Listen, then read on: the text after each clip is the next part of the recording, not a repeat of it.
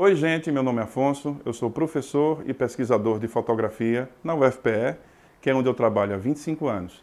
Eu também sou fotógrafo e nos últimos 3 anos, de 2017 para cá, eu estive envolvido na produção desse trabalho, o Suite Master e Quarto de Empregada.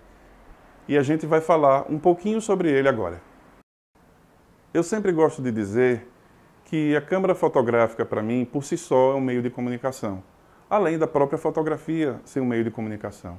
Então, quando você está trabalhando, sempre é uma oportunidade, em função do que você está fazendo, de ter uma conversa, de ter uma troca de ideia, de ter uma curiosidade, um interesse, que suscitam questões. E durante o projeto isso foi muito interessante, que a gente ia fotografando e as pessoas iam dizendo coisas que estavam totalmente ligadas ao que a gente estava capturando lá. Então, frases como, ela é praticamente uma pessoa da casa, ela está na minha casa há 20 anos e cuidou de todos os meus filhos. Isso amplifica o sentido da imagem. A ideia do projeto surge lá em 2015. Se vocês se lembram, foi o ano que foi regulamentada a PEC das domésticas. O que é que essa lei faz? Ela regulamenta, regulariza o trabalho doméstico na casa das pessoas. E para meu espanto, naquela época, o que eu via, o pessoal estava muito mais preocupado em perceber como isso ia impactar no orçamento doméstico, como é que iam ficar as finanças, do que propriamente entender que essa lei emancipava, do que propriamente perceber o outro.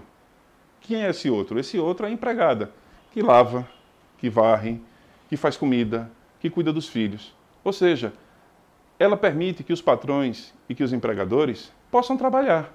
Isso é uma codificação nova de uma relação de trabalho, às vezes abusiva. Mas o começo disso tudo está lá na escravidão.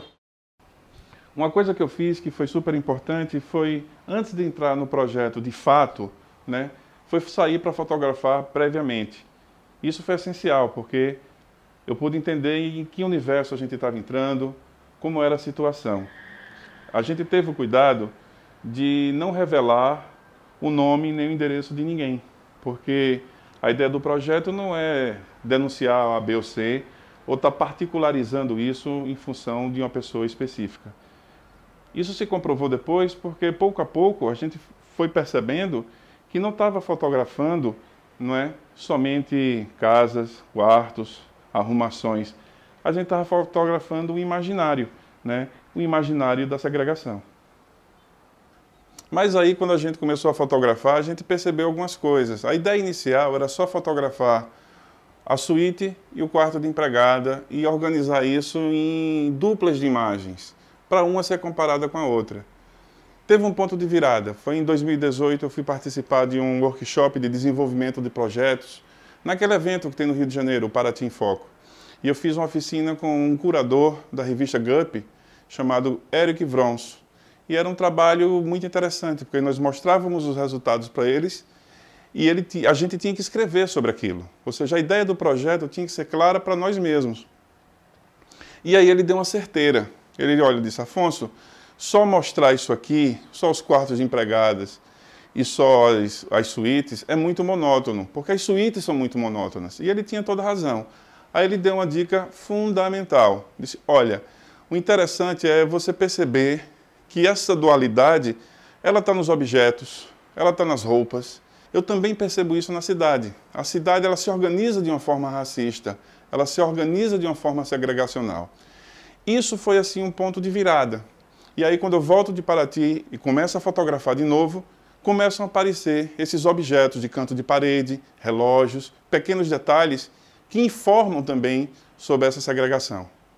E quando a gente vai fotografar qualquer projeto, seja documental ou seja outra coisa na fotografia, todo mundo tem suas referências, né? A gente não só fotografa com os nossos olhos, a gente fotografa com nossos repertórios, nossas memórias, nossas vivências, né? E esse processo foi muito vivo no diálogo com o orientador, que foi o Eduardo Queiroga, que sempre dava dicas para onde a gente ia encaminhando o percurso mais da mostração das imagens do que propriamente uma narrativa. A ideia era fazer uma documentação, não estar preocupado muito nesse momento com narrar. Nesse momento, a gente teve influências importantes que informam um projeto.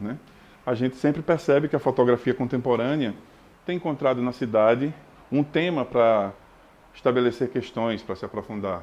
Então, tem alguns trabalhos que vão muito nesse sentido. Eu gosto muito do trabalho do Robert Polidori, porque informa essa maneira de como você fotografa algo abandonado. Então, nas fotos dele, você percebe nitidamente que aquele abandono e que aquilo é possível na fotografia por conta de ser uma série de camadas. E quem organiza essas camadas para a fotografia é o tempo. O descascado da parede, o desgaste de um objeto, né? Então, é uma fotografia que ela não quer ser uma cópia da fotografia da arquitetura, porque isso já tem gente que faz e faz muito bem. Outro trabalho que me influenciou muito foi da fotógrafa gaúcha Letícia Lamper, num livro que ela fez maravilhoso chamado O Conhecidos de Vista, onde ela serializa o interior de diversos apartamentos e você vê uma semelhança muito grande, né? Mais do que você perceber uma grande modificação do tema, você percebe só mais variações sobre o mesmo tema. O mesmo a gente percebe no trabalho do Júlio Bittencourt, é um trabalho mais antigo, numa janela do edifício Prestes Maia, onde o mesmo problema da precariedade da habitação, através da serialização, você tem a ideia que isso é uma realidade muito mais ampla, muito mais problemática. E no cinema, claro, as filmografias que tratam da relação das empregadas domésticas, filmografias recentes. O filme do Gabriel Mascaro, Domésticas, da Ana Mulayert, o Que Horas Ela Volta, e o do Kleber Mendonça, tanto no Eletrodoméstica como no Som ao Redor. Todo esse universo, ele dialoga com o que eu fiz. E eu não tenho nenhum interesse de esconder ou achar que não fui influenciado ou que o trabalho não dialoga com essas referências. É importante dizer, reforçar que esse trabalho foi financiado pelo Funcultura como uma pesquisa de linguagem visual em fotografia.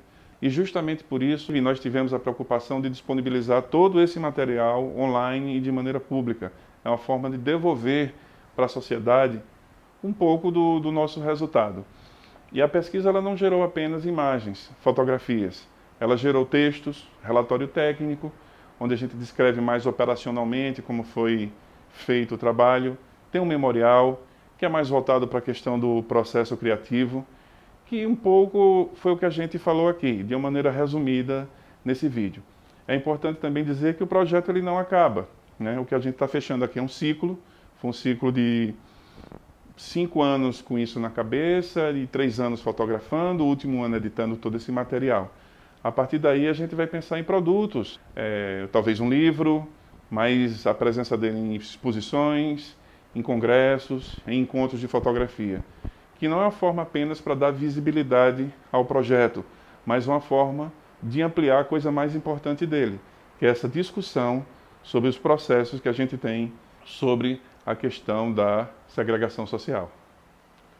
Então, pessoal, eu fico muito feliz de poder apresentar esse trabalho para vocês. Eu peço que vocês deem uma olhada no site, se liguem um pouco nas redes sociais, para irem acompanhando o que é que vai acontecer daqui para frente, tá? Mas antes de acabar, eu queria agradecer primeiro ao Funcultura pelo financiamento e as pessoas que estiveram envolvidas, né? Eduardo Queiroga, que me ajudou muito na curadoria, aos moradores das casas, que abriram suas casas, entenderam a proposta do projeto, as minhas assistentes de trabalho, né? A Proa Cultural, que me deu uma força na condução dessa ideia, a Ponte Comunicação e, depois disso tudo, o que eu espero é ter traduzido um pouco do impacto que isso causou em mim durante o desenvolvimento do trabalho.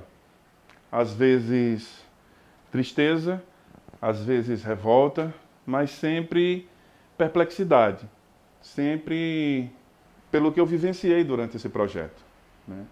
E a ideia permanece a mesma, que essas imagens possam problematizar e expandir e mobilizar o debate sobre essa chaga eterna na identidade brasileira, que é a escravidão e seus desdobramentos. Obrigado.